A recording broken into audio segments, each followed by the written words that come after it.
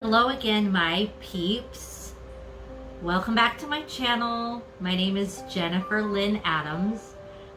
I am here telling my extra-abled story. If you have not yet subscribed to my channel, please do so below. I share a lot of the in-betweens in my life on my other social media handles, so please go and add yourself if you haven't yet.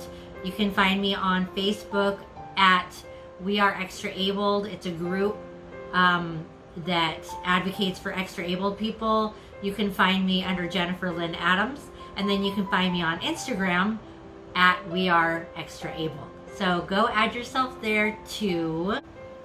This week was so hard, you guys. I'm sorry to sound like a whiner. I'll get to the good stuff, I promise.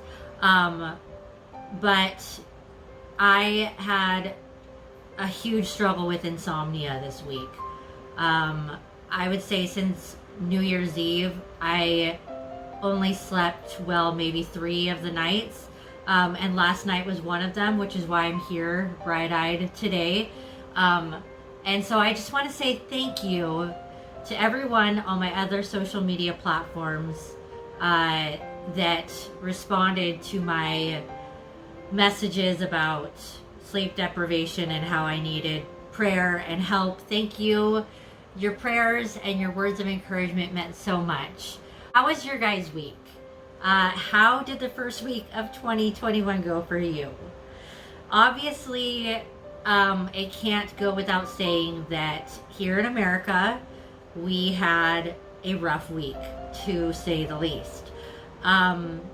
And I think that's a big part of why I was sleepless, was we were only 6 days in or 5 days into 2021, and our White House was compromised. The way I felt about it was I haven't even processed 2020 yet.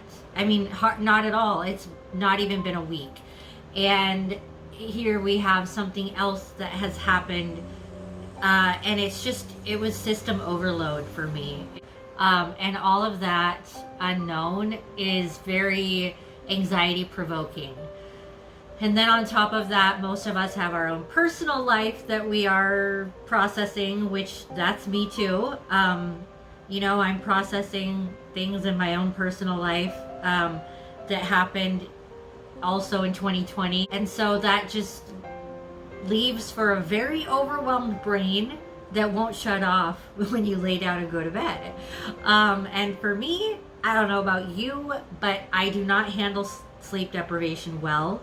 So right in the middle of this week, I think what also got me through is I went out and I went and grabbed some food.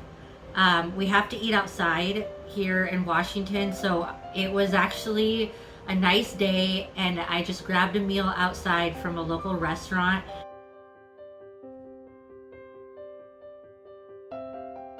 And even just doing that kind of just made me feel connected to a little bit of what we've all lost, of just like going and getting food, and then I went for a walk at the waterfront, and it was such a beautiful day, and it was such a beautiful sunset, and it just calmed my soul and kind of just gave me that extra push to move forward and feel at peace.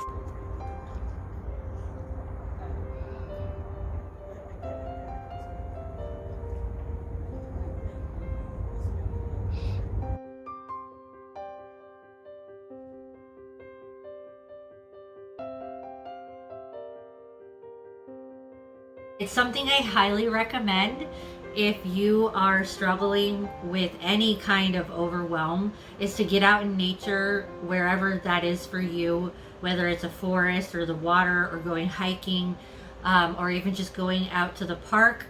It really makes such a difference to calming our nervous system and kind of resetting.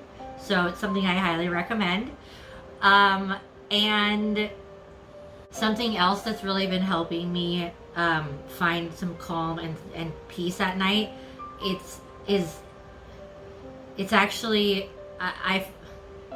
I follow them on YouTube. It's called Abide, and it's nightly meditations that help you just kind of calm down and go to sleep, which has really helped me a lot to find that peace to sleep. So this is for everyone in the world. I know everyone can relate to this, that we are feeling like a lot of our normal routines are being like removed from our lives. Things that we just took for granted, that were just normal in our everyday lives, of like going over and seeing friends or going out to eat, or just going outside without a mask on, like just regular stuff that was normal in our lives has changed a lot. But some words that came to my mind that I believe the Spirit whispered into my soul this week were, life is still in session. So even though we are feeling deprived, overwhelmed, and everything in our life has changed, nothing can take away from us that there are still sunrises and sunsets. There is still beautiful scenery to go see.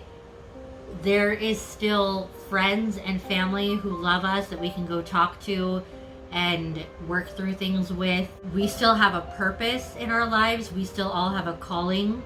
We hopefully still all have a livelihood too, or we're working towards that.